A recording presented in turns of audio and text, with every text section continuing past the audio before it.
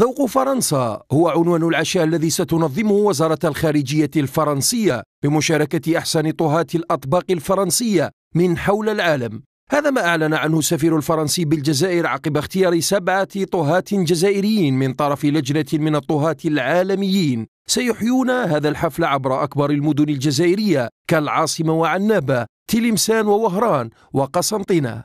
هذا الحفل الذي سيضم 1000 طباخ من القارات الخمس يوم 19 من شهر مارس القادم في العاصمة الفرنسية باريس. Le repas gastronomique à la française est au patrimoine mondial de l'UNESCO, donc ça nous appartient à tous. Et en Algérie, 6 chefs ont été sélectionnés par un jury présidé par le grand chef français Alain Ducasse pour participer à cet événement. Ils vont dans leur restaurant à Alger, mais aussi dans toute l'Algérie, présenter un repas traditionnel français avec 2 entrées, 2 plats, un dessert. Et ils vont à partir des meilleurs produits qu'on trouve en Algérie. Et je trouve que ce mariage est particulièrement sympathique parce que l'Algérie est un pays de grande gastronomie, de grande cuisine.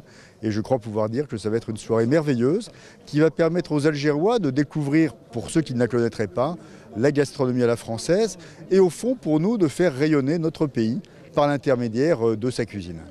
السفير الفرنسي تحدث لقناة الشروق في حفل الاستقبال الذي نظمه الليلة بمقر إقامته بالعاصمة، معتبرا أن المناسبة مهمة لإبراز تنوع الأطباق الفرنسية التي يكثر عليها الطلب عالميا، وأن المناسبة فرصة للتقريب بين الشعوب، خصوصا وأن بعض الأطباق الجزائرية صار لها شهرة كبيرة كطبق الكسكس الجزائري الذي وصل إلى العالمية عبر فرنسا وبلدان أخرى.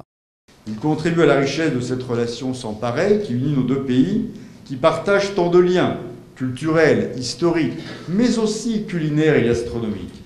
Et si le couscous algérien est le plat le plus servi aux écoliers français, eh bien le café crème avec croissant est sûrement l'un des petits déjeuners favoris des Algérois.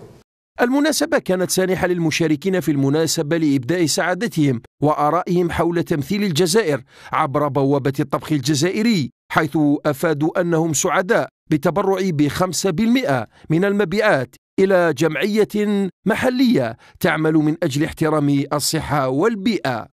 Alors vous avez entendu pendant la conférence de presse, nombre de ces chefs sont des chefs qui ont exercé en France, dans de très bons établissements, des Français, des Algériens, des binationaux qui ont envie de revenir dans leur pays et justement pour projeter leurs connaissances et leurs traditions.